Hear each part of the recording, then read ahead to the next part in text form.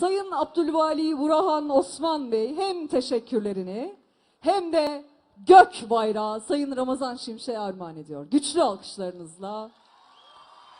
İyi niyetimiz ve dualarımız Doğu Türkistan için lütfen.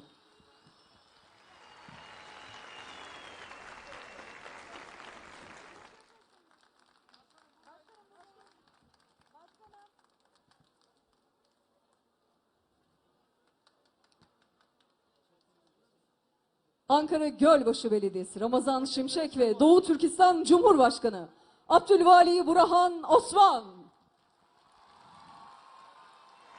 Bozkırtlar diyarı Doğu Türkistan'dan selam olsun. Ankara'nın başkent yıl dönümünde, yani Gazi Mustafa Kemal Atatürk'ün Ankara'ya güzel alkışlarla girdi günde bizlerini Sayın Belediye Başkanımızın buralara davet ettiği için çok teşekkür ediyorum. Allah razı olsun diyorum. Ey Alparslan Türkeş'in askerleri! Ey Sayın Devlet Bahçeli'nin yoldaşları! Biz inşallah son nefsimiz kadar ana vatanımız Türkiye için, ata vatanımız Doğu Türkistan için mücadelemize devam edeceğiz. Allah birliğimizi daim etsin. Allah Turan birliğini bir gün evvel görmeye nasip etsin. Doğu Türkistan'daki 35 milyon soydaşlarımızdan 84 milyon Türkiye'ye selam gönderiyorum. Selam Türkiye.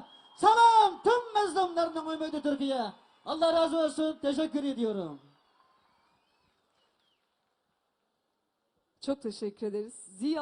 Zira siyasi görüşümüz hiç önemli değil. Bizler dünya insanı, dünya vatandaşı olarak zulme karşıyız. Aslında bugün, çok teşekkür ediyoruz Sayın Başkanım. Aslında bugün bu tablo, bu resim dünya vatandaşlarının, vicdanı olan insanların resmi tablosuydu. Biz zulme karşıyız. Bir kez daha teşekkür ederiz.